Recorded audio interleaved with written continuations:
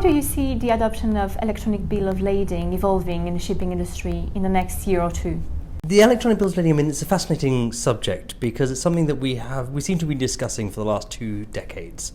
And there seems to be very little progress. There are a number of reasons for this. I think it's in terms of the legal framework that allows the use of electronic bills of lading.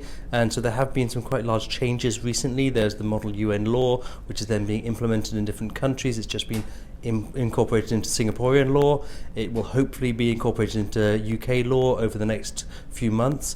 And so this will allow the bill of lading to operate as a standalone document instead of having to operate in a rules-based environment.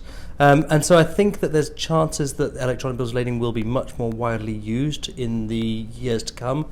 Certainly whenever you talk to anyone in the industry, they want it to happen. Everybody you speak to is very keen on seeing bills going electronic.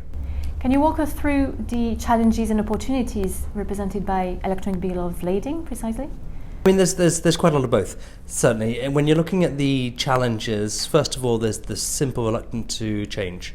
A lot of people in the industry are very scared of change, and bills of lading is a document. It's a paper document that we've been using for the last few hundred years, and so to take that and kind of throw it out the window is very scary for a lot of people. For reasons that don't make much sense, people put a lot of faith in paper documents, and a document that's been physically signed and stamped by somebody for some reason makes them a lot more reassured than looking at a document that's been electronically issued. So in terms of the challenges, there is the fear of change, there is the dangers of problems on the technology side, potential hacking of systems, whether the systems are robust. But also there's issues on standardization. Do we have the right standards in place at the moment? And I think the general consensus is we probably do now. But also there's the issues of how different systems will operate with each other and whether you will have barriers to transferring bills of lading across different systems and how that will work. And also when you look at it, you've got all the different parties who are involved. And so it's a document where you have a lot of different parties. You have the shippers, receivers, the ship owners, the charterers, the banks, the insurance, and so all of them have different concerns and different interests. The bank use it as a collateral, as something to secure essentially a loan that they've given. The trading company, they need to transfer. It needs to be a transferable document. The shipper receives it when they load the cargo on board, but they want to get paid.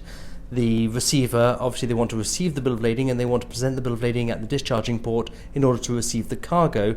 And so then from the ship owner's point of view, then they want to receive the bill of lading back when they get at the discharging port in order to deliver the cargo back. And so there's a lot of different intertwined points of views. And so that's what makes it particularly complicated.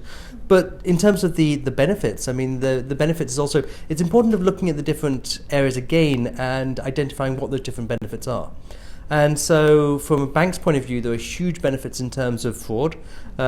Just purely by the nature of an electronic bill of lading, it cannot be essentially in the hands of 2 different banks at the same time. So double, triple, quadruple financing, which we saw in 2020 with the company Phoenix, is practically impossible. Now, it's never impossible, but it's much more difficult.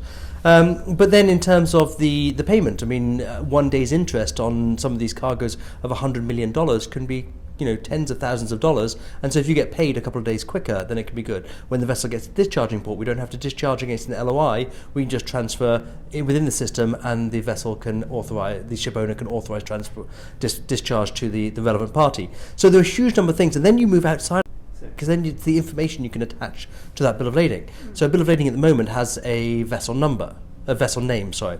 That's great, but then when you're looking at that vessel name, then you need to look up the IMO number, and then you need to look on sanctions databases and see whether there are sanction implications, whether movements of the vessel, whereas all this information can suddenly be attached, and it becomes a lot more robust. And so I think for all the different parties involved, it's a question of identifying what the benefits are, and then convincing them all individually to come on board to the system, and not expecting it to be one reason for everyone to jump on board at the same time.